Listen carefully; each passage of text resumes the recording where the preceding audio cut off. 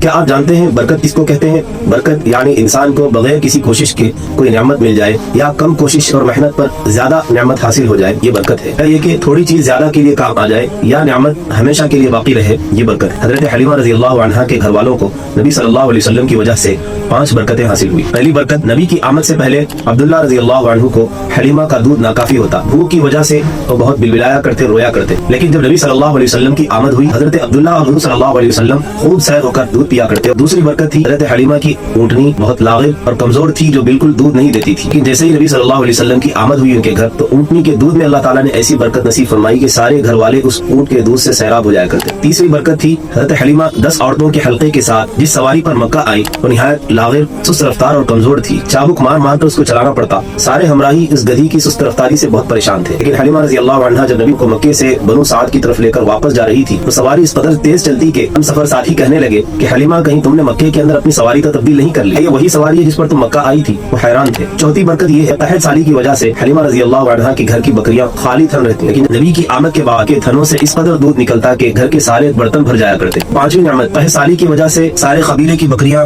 جب چرنے جاتی تو شام کو خالی تھن ویسے ہی واپس آتی، لیکن حضرت حلیمہ فرماتی ہیں کہ ہمارے گھر کی بکریاں جاتی تو خوب سیر ہو کر بھرے تھن واپس آتی۔ لوگ کہتے کہ اپنی بکریوں کو اس جگہ لے جا کر چراؤ جہاں پر حلیمہ کی بکریاں چلتی ہیں، لیکن پھر بھی ان کی بکریاں خالی ہی تھن واپس آتی۔ انہیں کیا خبر کہ حلیمہ کے گھر جو مہمان آیا ہے اس مہمان نوازی کے لیے اللہ ان بکریوں کو زمین سے نہیں بلکہ اپنے دسترخوان سے کھلا رہا ہے۔ پیغام یہ ہے کہ جو شخص اور خاندان اپنے آپ کو نبی صلی اللہ علیہ وسلم سے جوڑ لیتا ہے اللہ تعالیٰ ان کی زندگیوں میں ضرور برکت نازل فرماتے ہیں۔